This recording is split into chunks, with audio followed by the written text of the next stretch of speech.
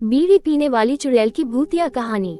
गांव के किनारे एक घना जंगल था, जिसके बारे में लोग कहते थे कि वहां एक खतरनाक चुड़ैल रहती है। कहते हैं कि वह चुड़ैल बीड़ी पीने की शौकीन थी और जो भी उस जंगल में अकेले बीड़ी लेकर जाता वह कभी लौटकर नहीं आता। गांव के लोग डर के मारे उस जंगल के पास भी नहीं जाते थे। लेकिन रामू, जो गांव का सबसे निडर और जिद्दी आदमी था, इन कहानियों को बकवास मानता था। एक दिन वह अपने दोस्तों के सामने कह बैठा, अरे भाई, अगर जंगल में सच में चुड़ैल है तो मैं खुद उससे मिलकर आऊंगा। दोस्तों ने उसे समझाने की बहुत कोशिश की, लेकिन रामू नहीं माना। रामू ने अपनी जेब में बीड़ियों का एक बंडल रखा और रात को अकेले जंगल की ओर निकल पड़ा। आधी रात का समय था और जंगल में घना अंधेरा था। चांद की हल्की रोशनी में पेड़ों की परछाइयां डरावनी लग रही थी। रामू धीरे धीरे आगे बढ़ रहा था। जंगल के बीचों बीच पहुंचकर रामू ने एक पत्थर पर बैठकर बीड़ी सुलगाई। वह अभी पहला कश ही ले पाया था कि उसे पेड़ों के पीछे से किसी के हंसने की आवाज सुनाई दी। आवाज इतनी खौफनाक थी कि रामू के रोंगटे खड़े हो गए। उसने चारों ओर देखा, लेकिन वहां कोई नहीं था।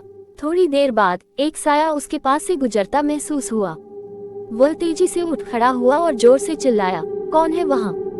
सामने आओ। तभी एक पतली और डरावनी आवाज आई, मुझे भी एक बीड़ी चाहिए।